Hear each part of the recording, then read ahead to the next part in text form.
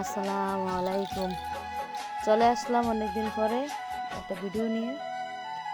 দেখেন আজকে সকালে নাস্তা রেডি করতেছি। সবাই তো বুঝতে পারছেন কি নাস্তা রেডি করতেছি। আমার বাচ্চারা বাড়িতে আছে, ওদের আবদার অনেকদিন পরে মার হাতের মোগলাই খাবে। তাই পটাপট করে জটাচট করে আমার বাবাদের জন্য এই যে দেখেন মোগলাই রেডি করে ফেলেছি। ইয়াম্মি ইয়াম্মি মজাদার মোগলাই খেতে হলে চলে আসতে হবে আমাদের বাড়িতে। এই যে দেখেন কিছু তুলতেছি, কিছু বানাইতেছি, আবার কিছু চুলাতে দিচ্ছি। এই যে দেখেন কত সুন্দর কালার হয়েছে। একটা এখন কেটে আপনাদের সাথে শেয়ার করতেছি। না কেটে তো কেউ বিশ্বাস করবেন না যে এত সুন্দর হয়েছে। ভাববেন ইস হয়তো বা ভিতরে কাঁচা, হয়তো বা মজা হয় নাই, তবে মজারও তার প্রমাণ করতে পারবো না। তাই আপনাদের সাথে একটু ভালো মতোই দেখাচ্ছি কেটে আমি খেয়ে। এই যে দেখেন কত সুন্দর সফট হয়েছে, আর ভিতরে একদম ডিমের পুর, পরিপূর্ণ ডিমের পুর। দেখেন বিশ্বাস করেন গরম গরম খেলে যে কি মজা, না খেলে বোঝাই যায় না। যদি মানে খান আপনারা তাহলে বুঝতে পারবেন যে কত মজা হয়েছে। তবে যদি কেউ খেতে চান আসতে পারেন, আমার বাড়িতে দাওয়াত রইল মোগলাইয়ের।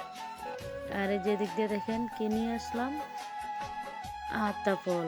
এখন এটাকে ভেঙে খাবো। বাবারা আছে বাড়িতে, আমার বাচ্চাগুলা, আমি বাবা ডাকি, ওদেরকেও দেব, আমিও খাবো সবাই মিলে। এই যে দেখেন কত সুন্দর, কিন্তু দেখতে যত সুন্দর ওটা খেতে তত মিষ্টি না। একদম ফানস ফানস ছিল, অত মিষ্টিও হয় নাই। এই যে দেখেন আমার বাচ্চাকে দিলাম, এখন আমি খাবো। এটাকে ভাগ করা হইতেছে।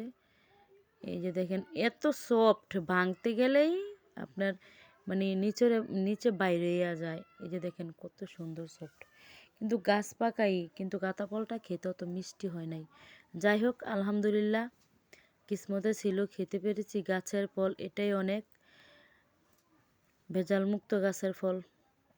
আর এই যে দেখেন চলে আসলাম কোথায় বলেন তো, বলেন তো, এই যে দেখেন কত সুন্দর বড় বড় হাঁড়িতে রান্না করা হচ্ছে। আর চুলাটা কেমন নতুন নতুন মনে হইতেছে না? ঠিক ধরেছেন, চুলাটা একদম নতুন। এটা আমার যা শখ করে বানাইছে, কিন্তু খেলার কোনো প্ল্যানে ছিল না। তো এখন বলতেছে ভাবি চলেন ছোটোবেলায় ফিরে আসি। অনেক দিন হয়েছে ছোটোবেলা ফিরে যাই নাই। যে ছোটোবেলা না গেছে সে তো বুঝবে না ছোটোবেলার কদর। ছোটোবেলা পার করে এসেছি, এখন মনে হয় বারবার মন চায় ছোটোবেলায় ফিরে যাই। হায়রে ছোটোবেলা কত মিস করি।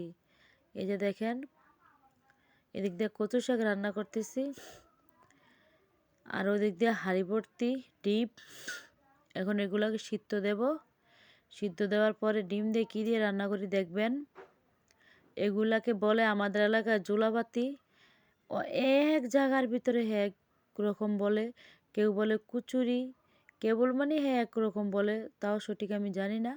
আমাদের এলাকায় জোলাপাতি। এই যে দেখেন নতুন চুলায় কষানো দিয়েছি, কি সুন্দর দেখেন পটাপট হচ্ছে আমাদের। বেগুন দিয়ে, আলু দিয়ে ডিমের তরকারি রান্না করব এখন আমরা। কত সুন্দর মতো চুলার ভিতরে আগুন জ্বলিতেছে জ্বলিতেছে জ্বলিতেছে, আর এদিক দিয়ে আমরা ডিম দেওয়ার জন্য ওয়েট করিতেছি। আলু সিদ্ধ না হলে তো আর ডিম দেওয়া যাবে না। যদি ডিম দেই তাহলে ডিমগুলা একদম ভেঙে যেতেও পারে। তাই আলুটা ভালো মতো হওয়ার পরে ডিম দেব। এই যে দেখেন ডিম নিয়ে ওয়েট করতেছি, আস্তে ধীরে চলতেছি। এই যে ডিম এখন চুলা প্রায় শেষ, খালি ভাজবো আর তেলে দেব।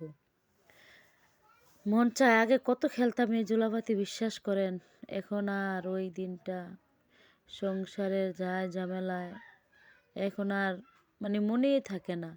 এই যে দেখেন আমাদের ছোট্ট চুলার ভিতরে আপনার এত মানে ভাত হতে হতেই চুলা একদম ভরপুর হয়ে যায় আংড়ায়। তো এগুলো বাড়ি করে আবার লাড়কে দিতে হয়।